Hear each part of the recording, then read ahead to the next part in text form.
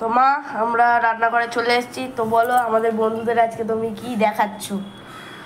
আজকে আমি যেটা দেখাচ্ছি কোনো রান্না করার কোনো রেসিপি নয়। এইটা আমি দেখাচ্ছি যে অনেক সময় রান্না আমরা করি কিন্তু মশলার জন্য আমাদের খেতে ঠিক ভালো লাগে না। অনেক সময় হয়তো ভাবছি মশলা দিয়েছি কিন্তু তরকারিতে কেন টেস্ট লাগছে না। তো এই মশলাটা একটা ম্যাজিক মশলা।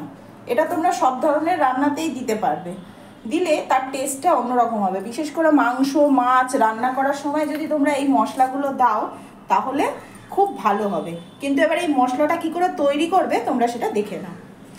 এই মশলাটা তৈরি করার জন্য আমার লাগছে জিরে 1 চামচ, ধনে 1 চামচ, মৌরি 1/2 চামচ, গোলমরিচ 1/2 চামচ, কয়েকটা ছোট এলাচ, দারচিনি আর তেজপাতা আর শুকনো লঙ্কা।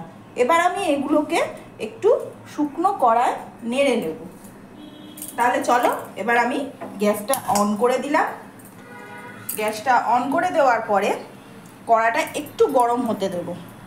গরম হয়ে গেছে, আমি এখন এর মধ্যে একটু শুকনো লঙ্কাটা আগে দিয়ে দেবো।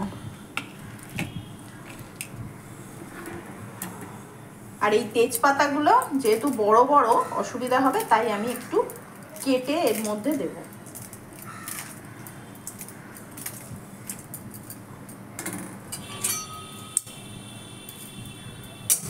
খানিকটা নেড়ে নেব। এরপর আমি এলাচ আর দারচিনিটা দিয়ে দেবো।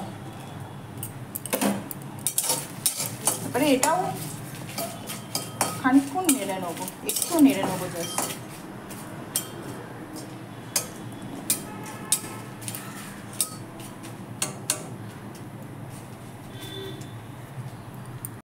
একে একে গোলমরিচ, মৌরি, ধনে এবং জিরেটাও দিয়ে দেবো। দিয়ে খানিকক্ষণ আমি মশলাটা নাড়বো। এই গরম কড়ার মধ্যে মশলাটা দিয়ে নাড়তে নাড়তেই তোমরা সুগন্ধটা পাবে। একটা বেশ খুব সুন্দর একটা গন্ধ বেরোবে। খুব বেশি নাড়বে না এবং খুব বেশি পোড়াবে না, একটু জাস্ট শুকনো কড়ায় নেড়ে নেওয়া। আর কড়ার মধ্যে দেখবে একটা দেওয়ার পরে একটা চটচট করে আওয়াজ হবে, এটার মানেই হয়ে গেছে। এবার আমি গ্যাসটা অফ করে দেবো আর আমি এর মধ্যে এটাকে নাড়বো না। এবার এই মশলাটাকে আমি থালায় ঢেলে নেবো। একটু ঠান্ডা হলে তারপরে মিক্সিতে গুঁড়ো করে নেবো। তাহলে চলো এটা ঠান্ডা হোক, মিক্সিতে গুঁড়ো করার সময় তোমাদেরকে আবার দেখাচ্ছি। তো আমার মশলাটা ঠান্ডা হয়ে গেছে, এবার আমি মিক্সিতে দিয়ে দিয়েছি। এটা এবার গুঁড়ো করে নেবো।